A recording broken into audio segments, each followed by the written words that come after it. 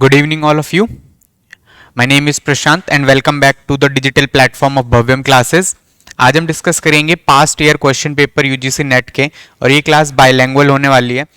और आज हम सिर्फ थोड़े से यानी कि 20 क्वेश्चन को ही डील करेंगे, बाकी सारे क्वेश्चंस को हम दूसरे वीडियोस में डील करेंगे। ओके, मेरा जो जीआरएफ है वो भी इसी सेशन में और इसी एग्जाम में क्लियर हुआ था। ओके, तो इसीलिए हम इसी से स्टार्ट करने वाले हैं। तो ये 5 जैन का 2022 का शिफ्ट 1 का पेपर है। ओके, देखो फर्स्ट क्वेश्चन क्या कह रहा है, which one of the following depicts correct demographic equation of population growth. Okay, तो यहां पे हमें क्या है, क्वेश्चन को थोड़ा सा क्लियरली पढ़ना है और आइडेंटिफाई करना है कि वो पूछ क्या रहा है।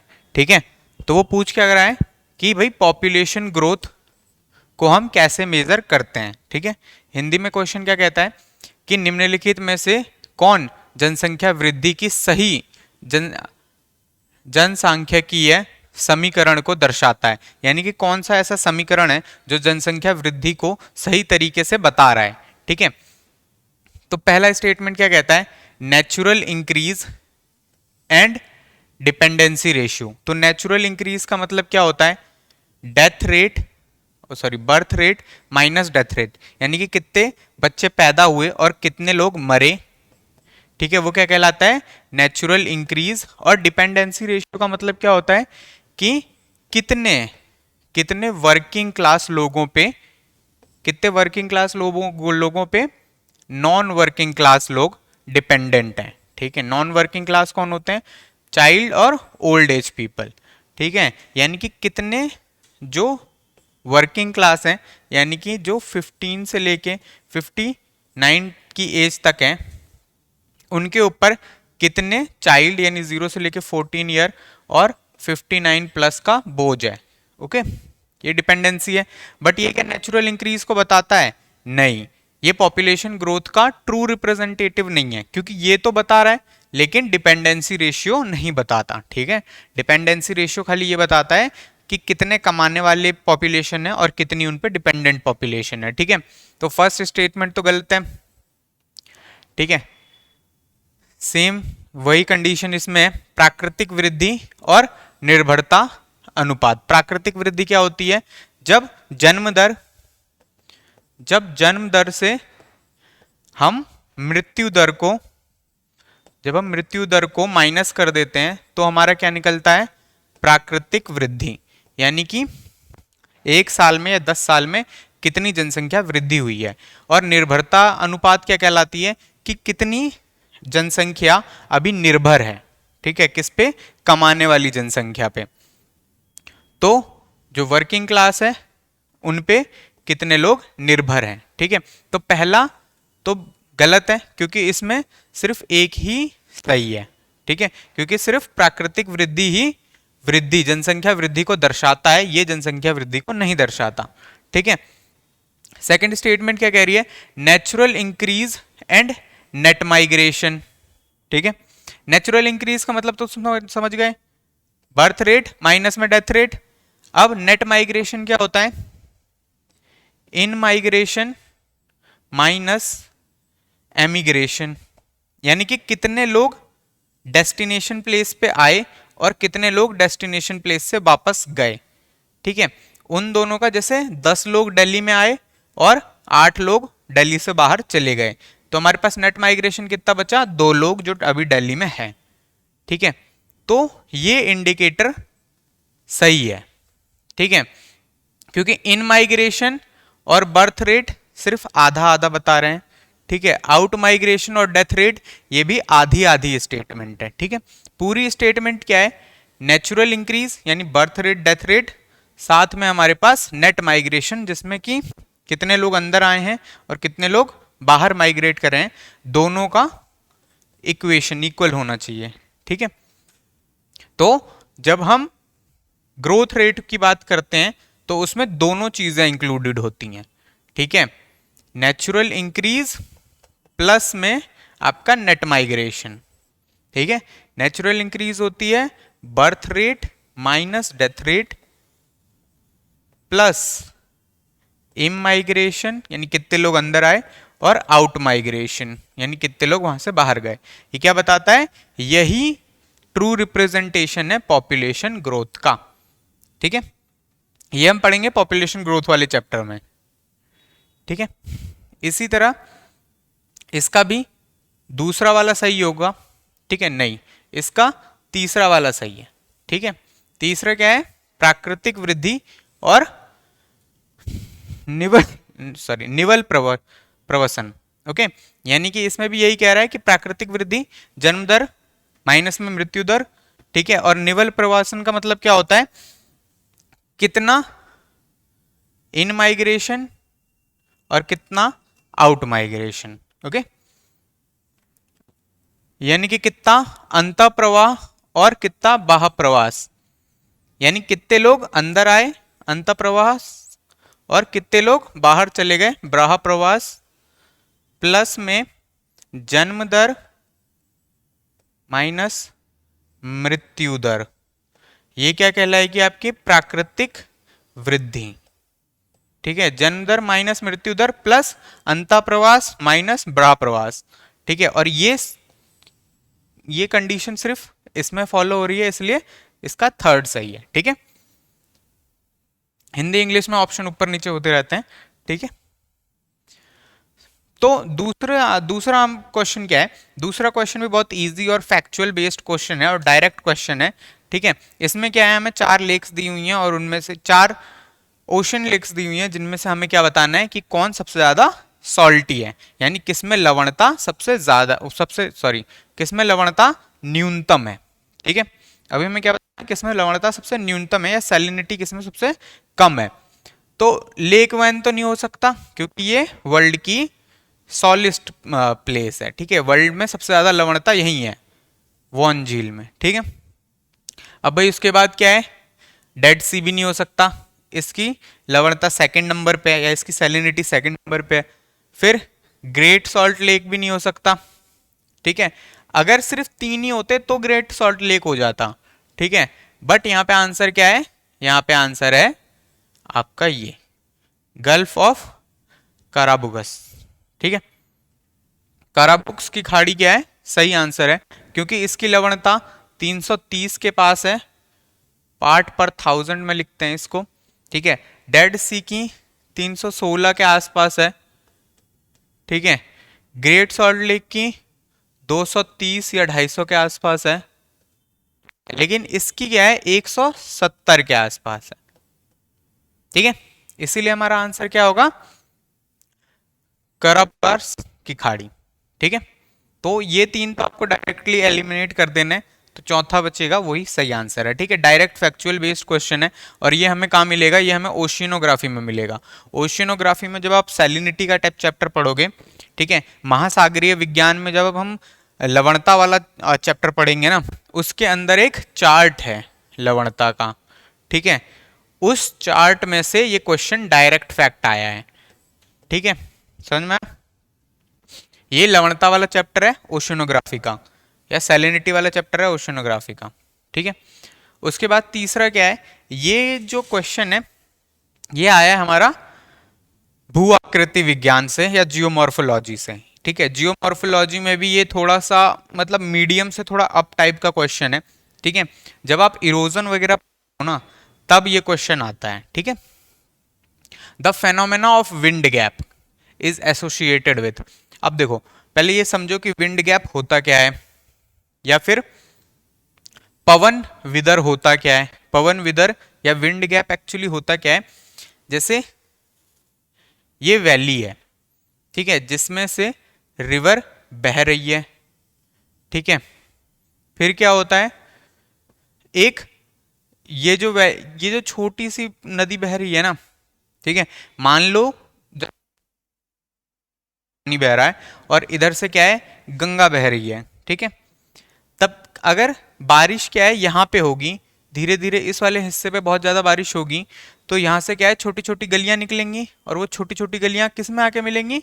इसमें, और जो गंगा है वो पीछे की तरफ बढ़ने लगेगी।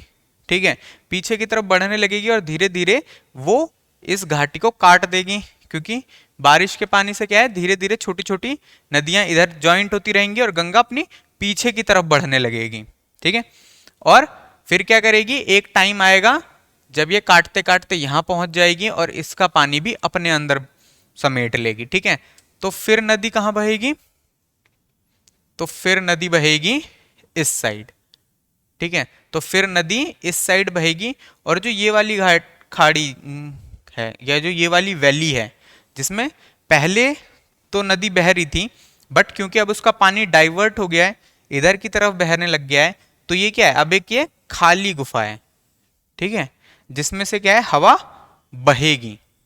ठीक है, अब इसमें खाली गुफा में से जब हवा, खाली वैली में से जब हवा बहेगी तो उसे हम क्या कहेंगे, विंड गैप। समझ में आया? तो विंड गैप क्या होता है, विंड गैप एक पुराना वैली होती है। ठीक है, जिसमें से हवा बहती है। ठीक है, उसे हम विंड गैप कहते हैं। अब जब विंड गैप समझ गए हो और ये समझ गए हो कि विंड गैप बनता कैसे है, तो क्वेश्चन बिल्कुल इजी हो जाएगा। ठीक है, देखो ग्लेशियो फ्लूवियल इरोजन से नहीं बनता। ठीक है, ग्लेशियो फ्लूवियल इरोजन से कभी विंड गैप नहीं बनेगा। ठीक है, उससे दूसरे इरोजनल लैंडफॉर्म्स बनते हैं। ठीक है, लेटरल इरोजन बाय रिवर, ठीक है, हिम नदी से तो बनेगा नहीं। ठीक है, अब लेटरल इरोजन क्या होता है, लेटरल इरोजन होता है जब नदी अपने किनारों को काटती है। ठीक है, जैसे नदी यहाँ बह रही है, इस नदी के ये किनारे हैं। ठीक है, यहाँ पे मान लो घर है। ठीक है, तो जब ये अपने किनारों को काटने लगेगी ना नदी, तो हम इसे क्या कहेंगे, लेटरल इरोजन कहेंगे। ठीक है, या फिर पारशिक अपरदन। ठीक है, क्या होता है पारशिक अपरदन, जब नदी अपने तट को, जब अपनी नदी अपने तटों को काटने लगती है। ठीक है, तो उसे पार्शिक अपरदन कहते हैं। ठीक है, तो पार्शिक अपरदन से क्या होगा, पार्शिक अपरदन से बस नदी चौड़ी होती चली जाएगी। जैसे पहले आज यहां है तो ये कटते कटते कल यहां। ठीक है, तो इससे क्या होगा, विंड गैप नहीं बनेगा, इससे नदी और चौड़ी होगी। ठीक है, अब देखो तीसरा ऑप्शन इसका सही है, जो कि हमने डिस्कस किया है, headword erosion by the river. जब रिवर अपने मुंह की तरफ इरोजन करने लगती है तो उसे हेडवर्ड इरोजन कहते हैं। ठीक है, नदी द्वारा अभिशीर्ष अपरदन, यानी अपने शीर्ष के ऊपर अपरदन करना। ठीक है, जैसा कि मैंने आपको बता ही दिया वो कैसे होगा, जब मान लो कि नदी यहां से बह रही है तो ये उसका ओरिजिन प्लेस है। अब जब बारिश उसके ऊपर होने लगेगी तो यहाँ से छोटी छोटी नदियां इसमें मिलने लगेगी, तो अब क्या हो गया, अब ये नदियां भी इसके ओरिजिन का हिस्सा बन गई, तो अब ये नदी क्या है, यहां तक बढ़ गई है। ठीक है, इस तरीके से नदी अपने पीछे की तरफ भी बढ़ सकती है। ठीक है, और जिससे क्या होता है, वो दूसरी नदी का पानी अपने में मिला लेती है। ठीक है, जिसकी वजह से दूसरी नदी की जो घाटी है वो सूख जाती है, क्योंकि अब उसका पानी इसमें बहने लग जाता है। इसे हम क्या कहते हैं, तो वो जो खाली पड़ी हुई घाटी है ना, या जो खाली पड़ी हुई वैली है जिसमें पहले नदी बहा करती थी, उसमें जब हवा बहेगी तो उसे ही हम पवन विदर या फिर विंड गैप कहेंगे।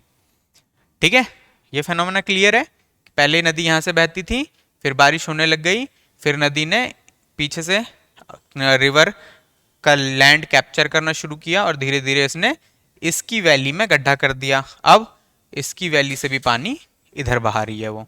ठीक है, जिसकी वजह से ये बचा हुआ हिस्सा सूख गया, क्योंकि अब तो पानी सारा इधर बह रहा है। अब ये सूखी हुई वैली क्या है, विंड गैप है। ठीक है, और ये क्वेश्चन किसका था, जियोमॉर्फोलॉजी और भू आकृति विज्ञान का था। ठीक है, उसमें जब हम लैंडफॉर्म पढ़ते हैं, फ्लूवियल लैंडफॉर्म या फिर नदी द्वारा निर्मित भू आकृतियों को पढ़ते हैं, तो हम उसमें पढ़ते हैं इस चैप्टर को। ठीक है, चलो फोर्थ क्वेश्चन डिस्कस करते हैं। ये क्वेश्चन किससे है, ये क्वेश्चन रिसर्च मेथोडोलॉजी से है। ठीक है, रिसर्च मेथोडोलॉजी में भी आप सबने सैंपलिंग के बारे में पढ़ा होगा। ठीक है, सैंपलिंग का ही क्वेश्चन है ये। ठीक है, अब देखो क्वेश्चन क्या कहता है, a researcher wants to study the relationship of family size to income. एक रिसर्चर क्या है, ये जानना चाहता है कि फैमिली का साइज, यानी कि फैमिली में कितने लोग हैं, 5 हैं, 10 हैं, 2 हैं, और उनका जो इनकम है उसके बीच में रिलेशन क्या है कि 2 कमाने वाले कितना कमाते हैं, 5 लोग कितना कमाते हैं, 10 लोगों की फैमिली कितना कमाती है, वो ये बात पता करना चाहता है। ठीक है, तो उसने क्या किया, पहले क्लासिफाइड कर दिया पॉपुलेशन को इनटू डिफरेंट इनकम स्लैब्स। पहले उसने क्या किया, जितनी भी एरिया में जनसंख्या थी उसको 3 भाग में बांट लिया। मान लो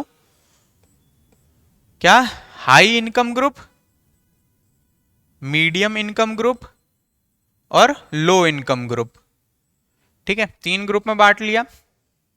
अब उसने क्या किया, ये जो बांटे हुए ग्रुप हैं उनसे सैंपल्स कलेक्ट कर लिए। ठीक है, बांटे हुए ग्रुप से रैंडमली सैंपल सेलेक्ट कर लिए, यानी रैंडमली भी किसी को भी उठा के उससे क्वेश्चन पूछ लिए। ठीक है, तो हम उसको किस में रखेंगे। ठीक है, तो वो सैंपलिंग क्या होगी, रैंडम सैंपलिंग तो वो रही नहीं, क्योंकि पहले तो हमने क्या कर दिया, 3 ग्रुप में बांट दिया। रैंडम सैंपलिंग तो बाद में होगी, पहले तो ग्रुपिंग हो गई है ना, तो वो पूरी तरीके से रैंडम तो रहा नहीं। अब हमने उसको ग्रुप में बांट दिया है ना, तो डिफरेंट प्रोबेबिलिटी हो गई अलग अलग ग्रुप में, तो पहले ग्रुपिंग हो गई, तो ये पूरा रैंडम तो बचा नहीं। ठीक है, क्लस्टर भी नहीं है, ये हमने गुच्छे भी नहीं बनाए। ठीक है, ये क्या है, स्ट्रेटिफाइड रैंडम सैंपलिंग है। ठीक है, क्योंकि हमने क्या है, स्ट्रेटिफाइड किया है, पहले क्या है, छोटे छोटे ग्रुप बनाए हैं, फिर उसके बाद रैंडम भी किया है, उसके बाद क्या किया हमने, रैंडमली फैमिली में से किसी मेंबर को सेलेक्ट किया है। समझे, तो इसमें सैंपलिंग में 2 बार क्लासिफाई किया जा रहा है। पहली बार इनकम ग्रुप के बेस पे, हाई इनकम, मॉडरेट इनकम और लो इनकम ग्रुप, फिर उसके बाद क्या लगाया जा रहा है, रैंडम सैंपलिंग। ठीक है, तो इसमें दोनों सैंपलिंग यूज हो रही है, पहले उनको स्ट्रेटिफाइड किया जा रहा है, फिर उसके बाद उस पर रैंडम लगाया जा रहा है। ठीक है, डायरेक्ट रैंडम सैंपलिंग नहीं लगाई जा रही है, पहले ग्रुपिंग करके रैंडम सैंपलिंग लगाई जा रही है। ठीक है, इसीलिए इसमें स्ट्रेटिफाइड रैंडम सैंपलिंग होगा। ठीक है, सिर्फ रैंडम नहीं होगा। समझ में आई बात, रैंडम तब होता जब हम बिना कुछ देखे सिर्फ क्या है, डाटा उठाते और उनसे पूछते चले जाते, वो रैंडम होता। ठीक है, बट स्ट्रेटिफाइड क्यों हुआ, क्योंकि हमने उसे अलग अलग पहले ग्रुप में बांटा। अब दोबारा रैंडम क्यों हुआ, क्योंकि अब इन ग्रुप से हम रैंडमली पूछ रहे हैं। समझ में आई बात, इसीलिए ये टोटल रैंडम नहीं है, पहले स्ट्रेटिफाइड है फिर रैंडम है। ठीक है, क्लस्टर भी नहीं है, क्योंकि इसमें हम बाद में तो रैंडम यूज कर ही रहे हैं। ठीक है, तो इसका कहने का मतलब क्या है कि अगर मान लो 1000 लोग हैं, तो हमने क्या किया है, सॉरी मान लो 900 लोग हैं, तो हमने क्या किया है, 300 300 और 300 पहले ही बांट दिए हैं। ठीक है, फिर इन 300 में से हमने रैंडमली 10-10 उठाए हैं। ठीक है, तो पहला जो डिवीजन है 300 300 करने का, वो स्ट्रेटिफाइड तरीके से है, क्योंकि उसमें क्या है, प्रॉपर बेस है हमारे पास कि इतनी इनकम होगी तभी तुम ऊपर जाओगे, इतनी इनकम होगी तभी तुम मिडिल में रहोगे, और इतनी इनकम होगी तभी तुम लोअर में आओगे, तो ये स्ट्रेटिफाइड तरीके से। बट 300 में से जो 10 उठाने हैं ना हमें सैंपल, वो पूरी तरीके से रैंडम है, वो कुछ भी हो सकते हैं। ठीक है, समझ में आया। सिस्टमैटिक सैंपलिंग इसलिए नहीं है क्योंकि ये पहले तो थोड़ा सिस्टमैटिक है, बाद में रैंडम है। ठीक है, सिस्टमैटिक में पूरा सिस्टमैटिकली ही चलता है फिर। ठीक है, तो जैसे कि हमें पता है, चयन सैंपल क्या होता है, सैंपल एक यूनिट होती है जिसमें आते हैं ये चेक करने के लिए कि पूरा ग्रुप कैसा है। ठीक है, जैसे चावल पका है या नहीं पका, इसके लिए पूरा पतीले को खाने की जरूरत थोड़ी है, उसमें से एक चावल उठाते हैं, देखते हैं कि अगर वो चावल पक गया है तो इसका मतलब क्या है कि उसके अंदर, पतीले के अंदर के सारे चावल पक गए होंगे। ठीक है, इसी को सैंपल, इसी यूनिट को क्या कहते हैं, सैंपल कहते हैं। जैसे कि अगर तुम्हें बहुत सारे शूज मंगवाने हो या बहुत सारे कपड़े मंगवाने हो, तो तुम कहते हो ना कि भैया पहले एक सैंपल भेज दो, तो उस सैंपल के बेस पे क्या है, तुम अंदाजा लगाते हो कि वो प्रोडक्ट बल्क में कैसा होगा या उसकी क्वालिटी कैसी होगी। ठीक है, या फिर तुम सेब वाले के पास जाते हो तो एक सेब खा के देखते हो, है ना, ये पता करने के लिए कि रेडी पे सेब सही है या नहीं, तो वो जो एक यूनिट सेब तुमने उठाया है ना, वो क्या हो गया, सैंपल हो गया। ठीक है, तो इसी तरह सेकंड क्वेश्चन में भी सेम सिचुएशन है। ठीक है, हिंदी में मैं बस थोड़ी सी, ठीक है, कि एक शोध करता है, वो जाता है, उसको जनसंख्या और जो कमा उसको क्या है, जनसंख्या और इनकम के बीच में क्या है, रिलेशनशिप ढूंढना है, तो वो क्या यूज करेगा? गुच्छा नमूना चयन तो होगा नहीं, ठीक है, और इसमें चयनित नमूना भी नहीं होगा, इसमें होगा सत्रित स्तरित यथाचकित नमूना चयन, ठीक है, स्ट्रेटिफाइड रैंडम सैंपलिंग। चलो चौथे क्वेश्चन की तरफ बढ़ते हैं। चौथा क्वेश्चन क्या है? ये क्वेश्चन भी पॉपुलेशन से है, ठीक है, ये क्वेश्चन भी पॉपुलेशन से है और पॉपुलेशन कंपोजिशन का क्वेश्चन है, ठीक है। तो पॉपुलेशन वाले चैप्टर से क्वेश्चन है ये, और पॉपुलेशन वाले चैप्टर से क्या कह रहा है? Which of the following indicates the population pyramid with wide base और narrowing, wide base narrowing as the age coats progress, ठीक है। क्या कह रहा है कि वो कौन सा पिरामिड है जिसमें क्या है, जैसे जैसे हम ऊपर जाते रहते हैं वैसे वैसे वो नैरो होता चला जाता है, ठीक है, जिसमें क्या है, बेस तो वाइड होता है बट जैसे जैसे हम ऊपर जाते हैं वो छोटा होता जाता है, नैरो होता जाता है, ठीक है। इस टाइप की शेप किस पिरामिड की होती है, ठीक है, ये पूछा है क्वेश्चन ने, ठीक है। हिंदी में देख लो, हिंदी में क्या पूछा है? निम्नलिखित में से कौन सा ऐसी जनसंख्या पिरामिड को इंगित करता है जिसका आधार विस्तृत मतलब फैला हुआ, बड़ा होता है, लेकिन आयु वर्ग डिफरेंट एज ग्रुप जो है में वृद्धि के साथ संकुचित होता चला जाता है, ठीक है।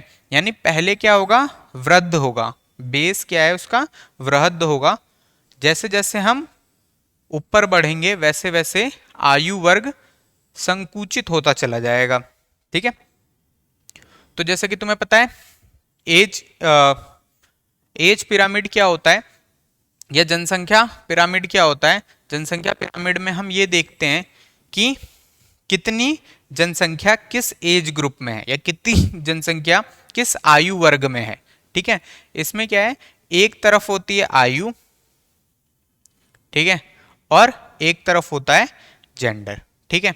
जैसे कि यहाँ 5, 10, 15, 20, 25, इसी तरह 60, 65, 70, ठीक है। और ये देखते हैं कि किस एज ग्रुप में कितने लोग हैं, ठीक है। ये क्या बताता है? आयु, किस आयु वर्ग में कितनी जनसंख्या है, ठीक है। इधर राइट हैंड साइड पे हम रखते हैं फीमेल को और लेफ्ट हैंड साइड पे हम रखते हैं मेल्स को, ठीक है। तो अब देखो ये कैसे जनसंख्या है? ये पिरामिड क्या बताता है? ये पिरामिड बताता है हमारा high fertility rate and low mortality rate नहीं, ठीक है। Low fertility and low mortality, high fertility high mortality, high fertility and high age specific fertility rate, ठीक है। इसमें क्या है? फर्स्ट सही होगा, यानी हाई फर्टिलिटी रेट होती है और लो मोर्टेलिटी रेट होती है। फर्टिलिटी यानी बर्थ रेट, अगर ज़्यादा बच्चे पैदा होंगे तभी तो ज़्यादा बच्चे 5 से नीचे वाले में आएंगे, है ना, तभी तो बेस बड़ा होगा, है ना। और कम लोग मरेंगे, ये 70 मान लो 70 है ये, अब कम कम लोग मरेंगे, कम बुढ़े लोग मरेंगे तभी तो ऊपर का गैप कम होगा, ठीक है। तो इसीलिए इसमें क्या है? High fertility rate and low mortality rate, ठीक है। अगर लो फर्टिलिटी होगी तो जो स्टार्टिंग का बेस है वही छोटा हो जाएगा, ठीक है। हाई फर्टिलिटी हाई मोर्टेलिटी होगी तो ज्यादा लोग मरेंगे, ठीक है। और high fertility and high age specific fertility rate होगी तो भी वो सीधा ही चलता जाएगा, ठीक है। लो मोर्टेलिटी रेट, ठीक है, इतना समझ में आ?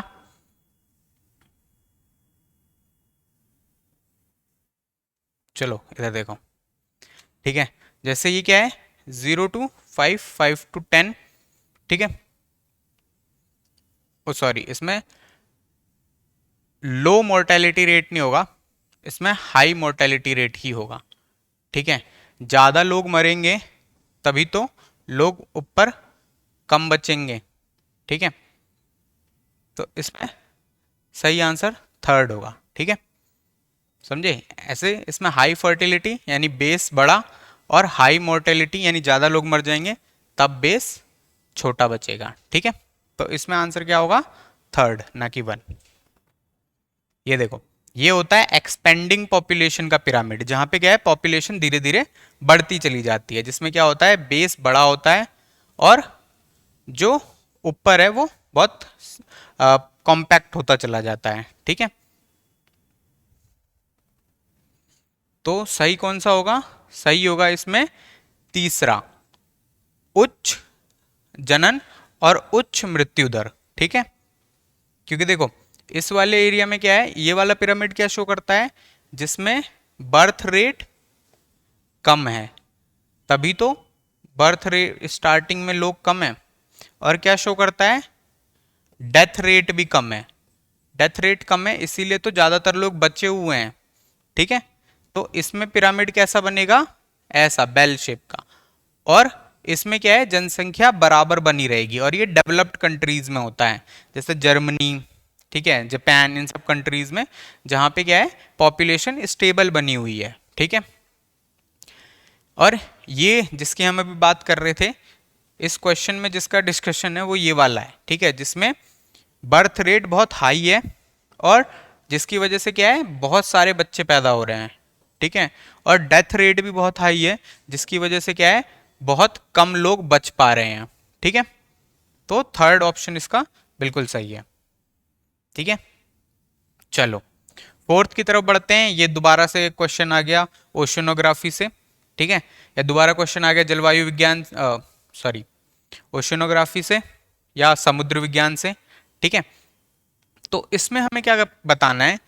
इसमें हमें बताना है कि जो ओशियन वेव होती है, ठीक है, which one of the following term is use for the distance between trough and crust crest. ठीक है, देखो हमें क्या बताना है, निम्नलिखित में से कौन सा एक शब्द है जो तरंग की गर्त और श्रृंग के बीच में अंतर बताता है। ठीक है, तो जैसा कि हमें पता है वेव ऐसे चलती है। ठीक है, जो ओशन करंट्स होती हैं वो भी ऐसे ही चलती हैं। ठीक है, ऐसे वो ऊपर जाती हैं, फिर नीचे गिरती हैं, फिर ऊपर जाती हैं। ठीक है, तो जो हाईएस्ट पॉइंट होता है ना, जहां पे वेव पहुंचती है, जो हाईएस्ट पॉइंट होता है जहां पे वेव पहुंचती है, वो क्या होता है हमारा? क्रेस्ट। ठीक है, या फिर उसे कहते हैं श्रृंग।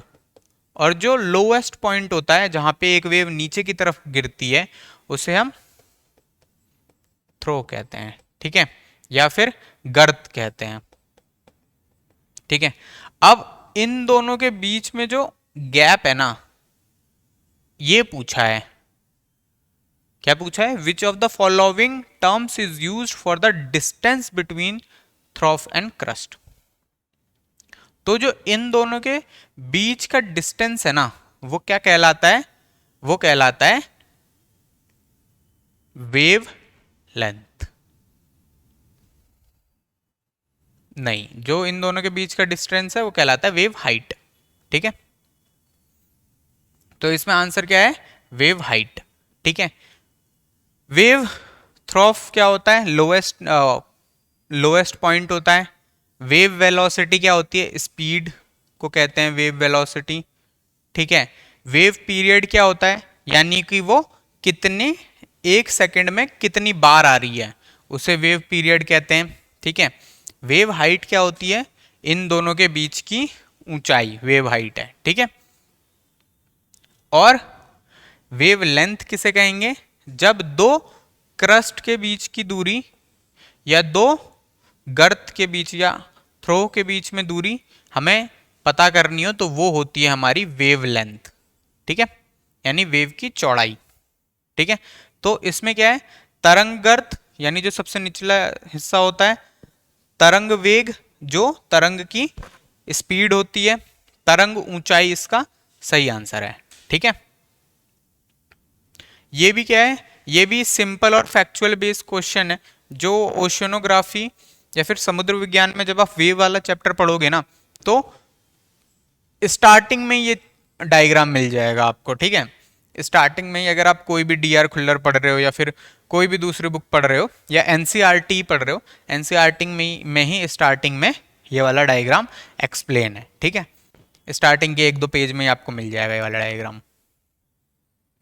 बेसिकली अभी तक हमने जितने क्वेश्चन किए हैं, तो वो क्वेश्चन क्या है, आप थोड़ा सा एनसीईआरटी से भी डील कर सकते हो, ठीक है। वो डायरेक्टली अगर ढूंढोगे तो एनसीईआरटी में भी मिल जाएंगे, ठीक है। अब हमें क्या देखना है, San Andreas fault is a example of, जैसा कि हमने पढ़ा है प्लेट टेक्टोनिक से है ये, ठीक है, प्लेट टेक्टोनिक से क्वेश्चन है ये। तो प्लेट टेक्टोनिक जो थ्योरी है उसमें हमने पढ़ा था 3 तरीके से प्लेट मूव करती हैं। एक, जब एक दूसरे की तरफ करती हैं उसे कन्वर्जेंट कहते हैं, जब एक दूसरे से दूर करती हैं तो उन्हें डाइवर्जेंट प्लेट कहते हैं, और जब एक दूसरे से पैरेलल करती हैं, एक इधर जा रही है एक उधर जा रही है, तो उसे हम क्या कहते हैं, उसे हम कहते हैं ट्रांसफॉर्म फॉल्ट, ठीक है। समझ में आया। तो जो सैन एंड्रियाज है वो कहाँ पे लोकेटेड है, वो नॉर्थ अमेरिका के वेस्टर्न वाले पार्ट में लोकेटेड है। और वो क्या है, जैसे ये नॉर्थ अमेरिका है और ये यहाँ पे एक छोटी सी प्लेट है, ठीक है, और इधर पैसिफिक प्लेट है, तो वो इन दोनों के बीच में जो जोन है ना, उस जोन पे बनती है ये, ठीक है, सैन एंड्रियास फॉल्ट, इसीलिए ट्रांसफॉर्म फॉल्ट पे है, ठीक है। चलो नेक्स्ट चलते हैं। नेक्स्ट क्या है, ये क्वेश्चन सेंसस से है, ठीक है। जब भी जाना है एग्जाम में तो हमेशा एक बार सेंसस देख के जाना है, ठीक है, कि किसकी क्या है सेक्स रेशियो ज़्यादा है, किस स्टेट्स का, किन का कम है, किन में माइग्रेशन ज़्यादा है, किन में माइग्रेशन कम है, किस में एजुकेशन बहुत अच्छी है, किस में एजुकेशन कम है, ठीक है। तो सेंसस एक बार देख के जाना है एग्जाम में, ठीक है। तो सेंसस से डायरेक्ट क्वेश्चन आते हैं। अब देखो सेंसस में इसमें क्या पूछा है, which one of the following group of state और UT in India recorded low sex ratio. अभी हमें क्या देखना है कि किन में सबसे लो रहा है अब तक, ठीक है। हिंदी में भी यही होगा, निम्न जनसंख्या 2011 के आंकड़ों के अनुसार भारत में निम्नलिखित में से किस राज्य संघ और राज्य क्षेत्र समूह में निम्न लिंग अनुपात रहा है, यानी कि सेक्स रेशियो किसमें सबसे कम है या लिंग अनुपात किसमें सबसे कम है। तो ये देखो फर्स्ट में तमिलनाडु आ गया, तमिलनाडु थर्ड लार्जेस्ट है, ठीक है, इन टर्म्स ऑफ स्टेट ये सेकंड नंबर पे आता है केरल के बाद, और अगर स्टेट और यूनियन टेरिटरी को मिला दो तो ये थर्ड नंबर पे आता है, केरल, पुदुचेरी और फिर तमिलनाडु। तो तमिलनाडु वाला तो क्योंकि तो हाईएस्ट सेक्स रेशियो में आता है, ठीक है। इसमें भी अगर उड़ीसा को देखा जाए तो उड़ीसा में भी क्या है सेक्स रेशियो काफी ज्यादा है, ठीक है, मतलब उतनी भी ज्यादा नहीं है बट अभी कंपैरेटिवली देखेंगे तो ज्यादा लगेगी, ठीक है। गोवा में सेक्स रेशियो अच्छा है बट इनमें से सब में सेक्स रेशियो ज्यादा अच्छा नहीं है, ठीक है, सबका सेक्स रेशियो खराब है।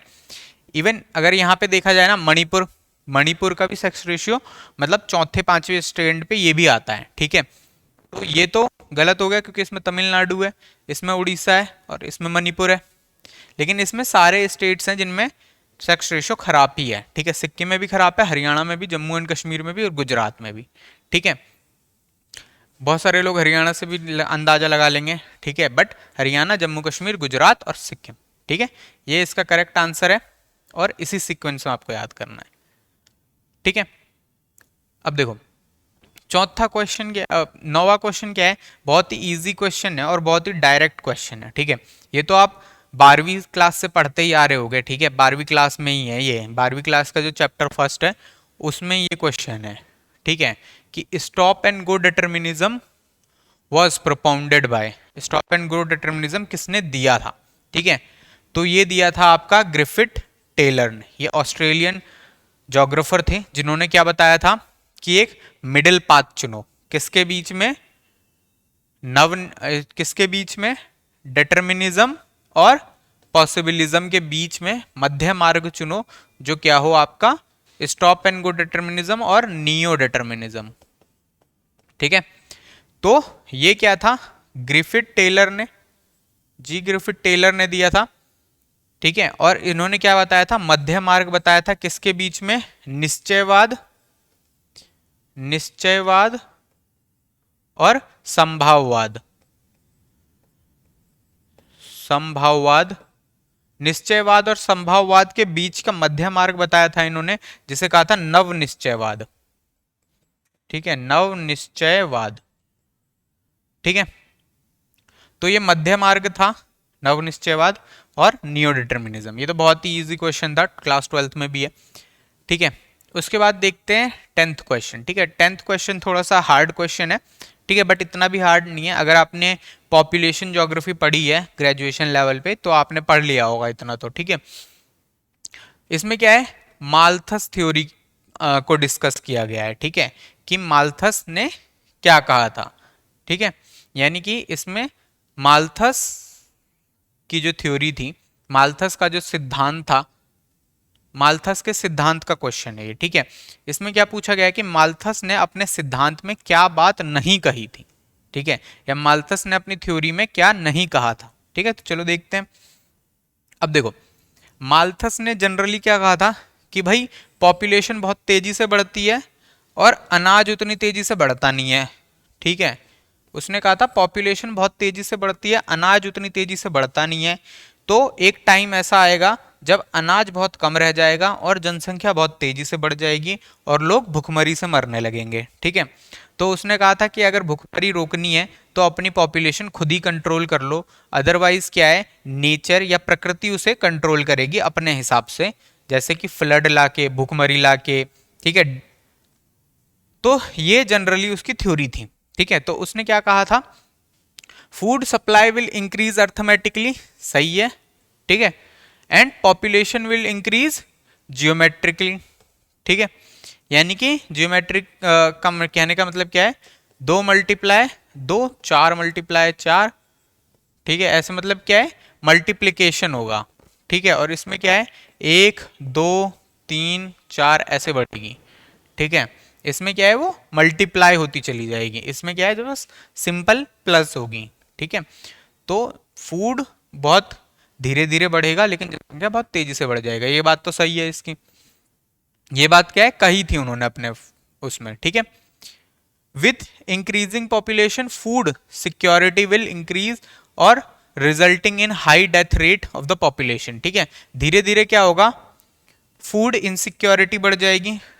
ठीक है, फूड इनसिक्योरिटी बढ़ जाएगी और लोगों को क्या है, खाना नहीं मिलने लगेगा और भुखमरी आएगी। ठीक है, ये बात भी सही है उनकी। तीसरी चीज क्या है, development of technology leading to increase food production. देखो ये बात उन्होंने नहीं कही थी। ठीक है, और ये बात ही क्या है, उनकी थ्योरी का मेन क्रिटिसिज्म थी। ठीक है, उनकी थ्योरी इसी वजह से फेल हो गई थी क्योंकि उन्होंने कहा था कि फूड तेजी से नहीं बढ़ सकता, बट जो ग्रीन रेवोल्यूशन आया, HYV सीड्स आए और अच्छी इरिगेशन आई, जिसकी वजह से क्या है, खेती में जो प्रोडक्शन था वो बहुत तेजी से बढ़ा। ठीक है, इसी फैक्ट की वजह से क्या है, उनकी थ्योरी फेल हुई थी। ठीक है, तो उन्होंने ये बात नहीं कही थी। ठीक है, तो थर्ड हमारा बिल्कुल सही आंसर है। ठीक है, ठीक है, जैसे कि हमने पढ़ा था, खाद्य आपूर्ति में अंकगणितीय विकास वृद्धि होती है और जनसंख्या में ज्यामितीय वृद्धि होती है। ठीक है, ये बात सही है, ये बात उन्होंने कही थी। जनसंख्या में वृद्धि के साथ खाद्यान्न की कमी होने लगेगी। ठीक है, जनसंख्या में वृद्धि के साथ साथ खाद्यान्न में कमी होगी, खाद्यान्न की कमी में वृद्धि होगी, जिसके फलस्वरूप जनसंख्या की मृत्यु दर अधिक हो जाएगी। ये बात भी सही है, लेकिन तीसरी बात उन्होंने नहीं कही थी। ठीक है, तीसरी बात उन्होंने नहीं कही थी जिसकी वजह से ये इसका आंसर है। क्या उन्होंने नहीं कहा था, प्रौद्योगिकी के विकास होने के कारण खाद्यान्नों की उत्पन्नता में वृद्धि हो जाएगी। ये बात उस टाइम पे टेक्नोलॉजी उतनी थी नहीं, तो ये बात उन्होंने कभी कंसीडर भी नहीं की। ठीक है, बट बाद में ग्रीन रेवोल्यूशन और डिफरेंट टेक्नोलॉजीज आई जिसकी वजह से पॉपुलेशन फूड प्रोडक्शन तेजी से बढ़ा। ठीक है, तो ये बात उन्होंने कंसीडर नहीं की थी, इसलिए ये बात सही है। ठीक है, क्वेश्चन 11 क्या कहता है, क्वेश्चन 11 कहता है ये सोलर रेडिएशन से है, ये क्लाइमेटोलॉजी या जलवायु विज्ञान का क्वेश्चन है। इसमें जब सोलर रेडिएशन वाला चैप्टर है, सौर्य किरण वाला, उसमें क्या है स्टार्टिंग में ही मिल जाएगा आपको ये 2-4 लाइन में, ये फैक्टुअल सीधा सीधा फैक्ट है ये, ठीक है। इसमें क्या कहा गया है कि the per minute solar radiation received on 1 centimetre square at the outer surface of a plane is, यानी कि मान लो ये अर्थ का सरफेस है, इस सरफेस पे 1 सेंटीमीटर के छोटे से लैंड एरिया पे हर टाइम कितनी सन की रेज पड़ती है, उसे क्या कहते हैं। ठीक है, ये क्या कह रहा है, बाह्य सतह पर 1 वर्ग सेंटीमीटर सतह पर प्रति मिनट जो सूर्य विकिरण प्राप्त होता है वो क्या कहलाता है। ठीक है, तो देखो संवहन कहलाएगा नहीं, क्योंकि संवहन क्या होता है, कन्वेक्शन एक प्रोसेस होता है हीट का। संवहन धाराएं होती हैं ना, जो गर्म होके ऊपर उठती हैं और ठंडी होके नीचे जाती हैं, तो संवहन धाराएं तो कहलाएंगे नहीं। ठीक है, दूसरा क्या है एब्जॉर्प्शन, तीसरा क्या है अवशोषण। अवशोषण कहलाएगी नहीं, क्योंकि अवशोषण का मतलब होता है हीट को एब्जॉर्ब करना या अवशोषित करना, तो इसका मतलब भी नहीं है। ठीक है, और रिफ्लेक्शन मतलब क्या होता है, जो हीट आप पे पड़ी है, किसी भी बॉडी पे पड़ी है, किसी भी चीज पे पड़ी है, उसे वापस भेजना। ठीक है, तो परावर्तन भी नहीं है। तो सही आंसर क्या है हमारा, सोलर कांस्टेंट। तो अगर आपको सोलर कांस्टेंट या सौर स्थिरांक का बारे में पता नहीं था, तब भी आप अंदाजा लगा सकते हो एलिमिनेट करके। ठीक है, गलत क्वेश्चनों को काट दो, आपका सही आंसर बच जाएगा। ठीक है, चलो उसके बाद हमें क्या देखना है, यारडांग्स। यारडांग्स क्या होता है, टोपोग्राफी होती है, जो कहाँ बनते हैं, जो वो एरिड एरिया में बनते हैं, सूखी जगहों पे बनते हैं, मरुस्थलीय जगहों पे बनते हैं। ठीक है, मरुस्थलीय जगहों पे बनते हैं। ये कैसे बनते हैं, जैसे कि ये हार्ड रॉक है, यानी कि बहुत सख्त रॉक है, ये सॉफ्ट है। ठीक है, ये हार्ड रॉक है, ये सॉफ्ट रॉक है, ये हार्ड रॉक है। ठीक है, ये क्या है मजबूत पत्थर है, ये मुलायम पत्थर है, ये मजबूत पत्थर है, ये मुलायम पत्थर है, ये मजबूत पत्थर है। तो जब हवा चलेगी ना, हवा की डायरेक्शन देखो इसी टाइम इसी जगह है, ऐसी हवा की डायरेक्शन, तो हवा की डायरेक्शन के साथ ही बनते हैं ये। ठीक है, तो जो हल्की मिट्टी होगी ना या हल्के पत्थर होंगे वो तो जल्दी घिस जाएंगे हवा से, लेकिन जो भारी होंगे और स्ट्रॉन्ग पत्थर होंगे वो खड़े रह जाएंगे, जिसकी वजह से क्या है कि ऐसे छोटे छोटे पहाड़ बन जाएंगे और बीच में खाइयां बन जाएंगी। इन्हें ही क्या कहते हैं, हम यारडांग कहते हैं। और यारडांग कहाँ बनते हैं, यारडांग देखो ग्लेशियर से तो बनेंगे नहीं क्योंकि हवाओं से बन रहे हैं। ठीक है, फ्लूवियल से बनेंगे नहीं क्योंकि ये पानी से नहीं बन रहे। ठीक है, कास्ट से बनेंगे नहीं क्योंकि ये ड्रिप यानी ग्राउंड वाटर, ग्राउंड के नीचे तो बन नहीं रहे। ये बनेंगे किससे, इओलियन से। ठीक है, नदियों से भी नहीं, हिमानियों से भी नहीं, कास्ट से भी नहीं, वातोड से। ठीक है, या हवाओं से या इओलियन से। और ये टोपोग्राफी बनती कहाँ है, डेजर्ट एरियाज में बनती हैं। ठीक है, रेगिस्तानों और मरुस्थलों में बनती हैं। ठीक है, अब नेक्स्ट क्वेश्चन क्या है, नेक्स्ट क्वेश्चन क्या रहा है, who among the following scholar coined the term permafrost. ठीक है, तो ये क्वेश्चन का है, ये क्वेश्चन ज्योग्राफी में आपको 2 जगहों पे मिल जाएगा, क्लाइमेटोलॉजी में भी मिल जाएगा, लेकिन ये क्वेश्चन आपको ज़्यादा कहाँ से मिलेगा, ज्योग्राफिकल थॉट से या जो सिद्धांत हैं। ठीक है, उनमें से मिल जाएगा। ज्योग्राफिकल जो थॉट की बुक है माजिद हुसैन की, उसमें मिल जाएगा। ठीक है, इसमें क्या कह रहा है, जब आपने हम्बोल्ट के बारे में पढ़ोगे ना उसमें, तो हम्बोल्ट को क्या है रशिया के किंग ने बुलाया था क्लाइमेट वगैरह की रिसर्च और सॉइल की रिसर्च के लिए। तो जब वो वहाँ गए थे ना, तो उन्होंने जब परमानेंट लैंड देखी ना जिसपे क्या है स्नो ही स्नो कवर था, तो उन्होंने उस लैंड को नाम दिया था परमाफ्रॉस्ट।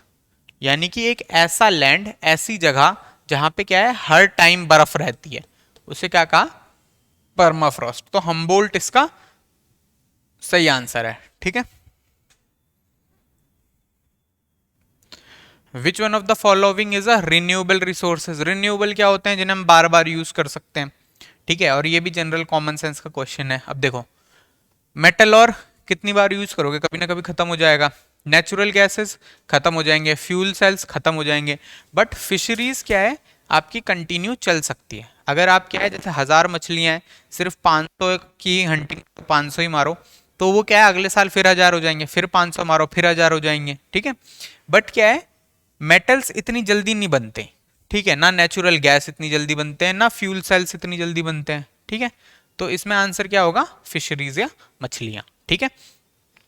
और याद रखना रिसोर्सेज का मतलब वो सारी चीजें होती हैं जो हमारी क्या करती हैं, जरूरतों को पूरा करती हैं, जो नेचर ने दी है, ठीक है। तो मछलियां भी क्या है, रिसोर्सेज ही हैं, ठीक है। तो ज्यादा वो वाला दिमाग, टेक्नोलॉजिकल दिमाग मत लड़ाना, ठीक है। सिंपल सी बात है, फिशेस भी हमारी रिसोर्सेज हैं, ठीक है। अब देखो, lateral planation theory of pediment, ठीक है।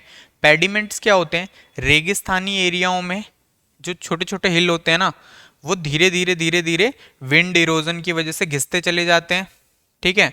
और एक टाइम आता है, ठीक है, एक टाइम आता है जब वो घिसते घिसते घिसते घिसते एक छोटा सा हिल रह जाते हैं और फिर धीरे धीरे एक प्लेन बन जाते हैं, ठीक है। तो ये जो कंटिन्यूअस घिसते घिसते एक दिन प्लेन बन जाते हैं ना, इसी प्लेन को पेडिमेंट कहा जाता है, ठीक है। और याद रखना ये भी आपको कहाँ मिलेगा, जियोमॉर्फोलॉजी में या भू आकृति विज्ञान में, लेकिन ये थोड़ा हाई लेवल का क्वेश्चन है। इसमें आपको क्या है, थोड़ा डीप में जाके पढ़ना पड़ेगा सारे साइकिल्स को, तब जाके आपको ये समझ में आएगा, ठीक है। और इसमें क्या है, जी के गिलबर्ट इसका सही आंसर है, ठीक है, इन्होंने दिया था ये। तो जब हम जियोमॉर्फोलॉजी की क्लास करेंगे तो उसमें सारे साइकिल्स पढ़ेंगे, उनमें से एक साइकिल इन्होंने दिया था, जो कौन सा था, लेटरल प्लेनेशन थ्योरी, ठीक है। चलो, उसके बाद क्या है, रैली फॉर वैली। ये क्वेश्चन देखो 2-3 बार रिपीट होता देखा है मैंने, ठीक है, रैली फॉर वैली, ठीक है। तो एक याद कर लेना, इतना भी कुछ नहीं है। रैली फॉर वैली क्या है, नर्मदा बचाओ आंदोलन जो चल रहा था एमपी और उसके आसपास वाले एरिया में, जो कि क्या है, जो वहां पे डैम है सरदार सरोवर डैम, उसकी वजह से क्या है, पानी भर गया था। पानी भरने के बाद वजह से क्या हुआ, कुछ लोगों के घर उसमें डूब गए थे। तो उन ट्राइबल कम्युनिटीज को लेके सोशलिस्ट लोगों ने क्या किया था, एक धरना प्रदर्शन किया था, ठीक है। उसी का नाम था रैली फॉर वैली, ठीक है। तो इसमें क्या है, रीसेटलमेंट ऑफ डिस्प्लेस्ड पर्संस, जो यानी कि जो बिछड़े गए, जो अपनी क्या है, भूमि से विस्थापित व्यक्तियों का पुनर्बसाव, ठीक है। जो विस्थापित हो गए हैं, जिनकी जमीनें चली गई हैं पानी में, उनको क्या है, दोबारा बसाने के लिए था ये, ठीक है। सुनने में तो ऐसा लगता है पर्यावरण वगैरह से रिलेटेड होगा, बट ऐसा नहीं है, ठीक है पर्यावरण से ही रिलेटेड, बट ज्यादा रिलेटेड किससे है, ये सेटलमेंट से, रीसेटलमेंट से, ठीक है। और ये नर्मदा बचाओ आंदोलन के आसपास हुआ था, तो थोड़ा बहुत वो भी पढ़ लेना, ठीक है। उसके बाद क्या है, who among the following develop the concept of mental math.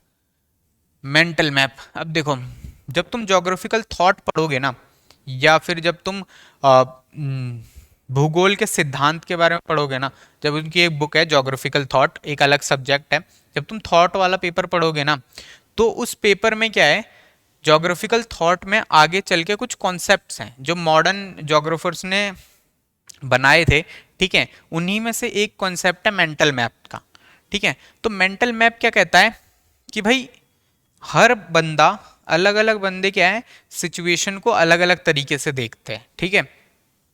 एक एरिया को मैं जिस तरीके से देख रहा हूं, जरूरी नहीं है कि आप भी उसी तरीके से देखो, ठीक है।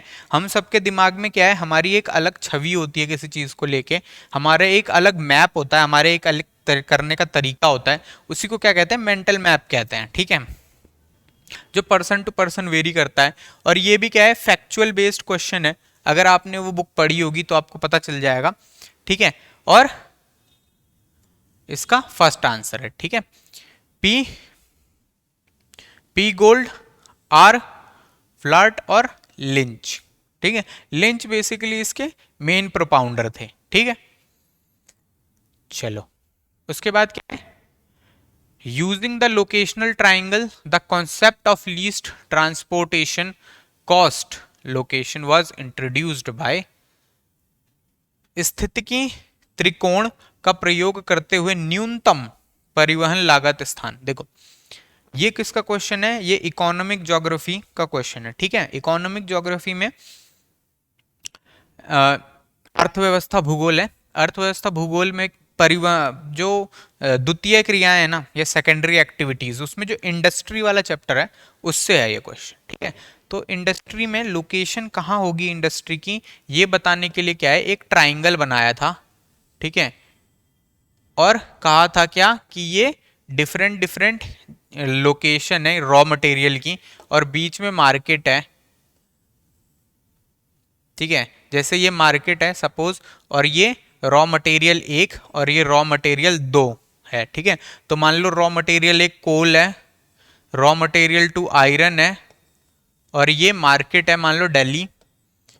ठीक है, तो जो लोकेशन लगेगा वो कहाँ लगेगा, बीच में, जिससे क्या है कि ट्रांसपोर्टेशन ना कोल को यहां तक लाया जाए ना आयरन को, क्योंकि ये भारी है, ट्रांसपोर्टेशन में पैसा खर्च हो जाएगा, इसीलिए इंडस्ट्री कहीं किसी बीच में लगाई जाए। ठीक है, तो जो लीस्ट कॉस्ट का कॉन्सेप्ट है, यानी कि पैसे, जो ट्रांसपोर्टेशन के पैसे बचाने का कॉन्सेप्ट है, वो वेबर ने दिया था। ठीक है, अल्फ्रेड वेबर ने। ठीक है, याद रखना अल्फ्रेड वेबर की थ्योरी काफी पॉपुलर है और तुमने ग्रेजुएशन में कभी ना कभी तो ये पढ़ी ही होगी। ठीक है, और अगर नहीं पढ़ी तो माजिद हसन की बुक है, ठीक है, मॉडल्स एंड थ्योरीज, ठीक है, वो जरूर ले लेना और सारे मॉडल्स एक बार पढ़ के जाना। ठीक है, चलो, which one of the following industries generate the highest amount of waste, highest amount of waste water in the Ganga in UP. अब देखो क्या कह रहा है कि जो यूपी के बीच में से गंगा जाती है, उनमें कौन सी इंडस्ट्री है जो सबसे ज्यादा गंदा पानी डालती है। ठीक है, सिंपल सा क्वेश्चन ये है। देखो केमिकल इंडस्ट्री तो डालती है, शुगर भी डालती है, और डिस्टिलिटी भी, डिस्टिलरी भी डालती है। ठीक है, अब देखो बट जो पेपर और पल्प है, पेपर और पल्प इंडस्ट्री में पानी बहुत ज़्यादा निकलता है। ठीक है, क्यों, क्योंकि पेपर को क्या है, सोक करके रखना पड़ता है, पेपर के छोटे छोटे पार्टिकल्स को। ठीक है, पेपर को वॉश करने में, ठीक है, पेपर में सिर्फ कागज, पेपर में सिर्फ लकड़ी यूज नहीं होती, पेपर में गोबर यूज होता है। ठीक है, पेपर में छोटे छोटे बांस के लकड़ियां यूज होती हैं, पेपर में घास यूज होती है, पेपर इंडस्ट्री में बहुत सारी चीजें यूज होती हैं। ठीक है, ब्लैक टाइप बनता है, ठीक है, व्हाइट टाइप का पेपर बनता है, इसमें बहुत पानी खर्च होता है। ठीक है, तो होता सब में है। ठीक है, शुगर इंडस्ट्री में बहुत कम होता है। ठीक है, शुगर इंडस्ट्री में ना के बराबर होता है, केमिकल इंडस्ट्री में भी होता है थोड़ा बहुत, बट सबसे ज्यादा पल्प इंडस्ट्री में होता है। ठीक है, तो हमें क्या देखना है कि सबसे ज्यादा किस में हो रहा है, तो सबसे ज्यादा पल्प एंड पेपर इंडस्ट्री में, जहां पे क्या है, कागज बनता है। ठीक है, अब देखो ये जो नेगेटिव स्क्वाड का क्वेश्चन है, ये क्वेश्चन क्या है, थोड़ा कॉम्प्लेक्स क्वेश्चन है। ठीक है, और मुझे लगता है जहां तक मुझे लगता है ज़्यादातर लोगों ने पढ़ा भी नहीं होता। ठीक है, क्योंकि ये किससे रिलेटेड है, ये मीन मीडियन मोड में जब तुम आगे पढ़ोगे ना, मीडियन मोड में जब तुम आगे पढ़ोगे ना, और ये पढ़ोगे कि रिलेशनशिप क्या है मीन मीडियन मोड का आपस में, और ये एक दूसरे से कैसे अलग होते हैं, इस जगह पे हमें क्या पढ़ने को मिलता है, स्क्वाड। ठीक है, तो ज्यादातर लोग इस चैप्टर को और आगे पढ़ते नहीं है मीन मीडियन मोड को, इसीलिए क्या है उन्हें ये नहीं मिलता। ठीक है, तो बेसिकली स्क्वाड होता है क्या है कि मीन, मीडियन और मोड तीनों एक सेंट्रल लाइन से कितनी दूर पे है, यानी इन तीनों के बीच में क्या रिलेशन है। अगर मीन बराबर होगा मीडियन बराबर होगा मोड के, तो तीनों mean plus median plus mode आपको कहाँ मिलेंगे, इसी सेंट्रल लाइन पे मिलेंगे। ठीक है, लेकिन अगर मीन कम होगा या मीडियन कम होगा तो ये लाइन इधर उधर चली जाएगी। ठीक है, तो हमें क्या पूछा है, नेगेटिव स्क्वाड्स। ठीक है, तो अगर आपने कभी ये चैप्टर नहीं भी पढ़ा था ना स्क्वाड्स वाला, तो आप वैसे भी ये वाला क्वेश्चन कर सकते थे। कैसे, क्योंकि जो तीन लाइन है, लाइन ए, लाइन बी और लाइन सी, ठीक है, लाइन ए का हाईएस्ट पॉइंट, लाइन बी का हाईएस्ट पॉइंट और लाइन सी का हाईएस्ट पॉइंट, तीनों तो लाइन के इसी साइड है, और बचा क्या, सिर्फ एक, तो यही हमारा आंसर होगा। अगर आपको नहीं भी पता था तो आप ऐसे तुक्का मार सकते थे। ठीक है, लेकिन सही चीज क्या है, देखो जब मीन मीडियन मोड तीनों एक लाइन में होगा तो सब कुछ सिमेट्रिकल होगा। ठीक है, यानी कि तीनों जो मीन मीडियन और मोड की वैल्यू है वो मतलब आसपास ही है या एक ही है। ठीक है, लेकिन पॉजिटिव में क्या होता है, मीन ज्यादा होता है मोड से, और नेगेटिव में क्या होता है, मीन कम होता है मोड से। ठीक है, ये होता है नेगेटिव स्कोर। आई होप आप लोगों को ये समझ में आया होगा। ठीक है, आगे हम और भी इससे रिलेटेड क्वेश्चंस करेंगे, छोटे छोटे क्वेश्चंस। ठीक है, अगर आपको कोई भी पैक परचेज करना है तो आप भव्यम क्लासेस की ऐप पे जा सकते हैं, ठीक है, या Bhavyam classes Delhi YouTube channel पे जा सकते हैं। ठीक है, चलो, thank you. If you have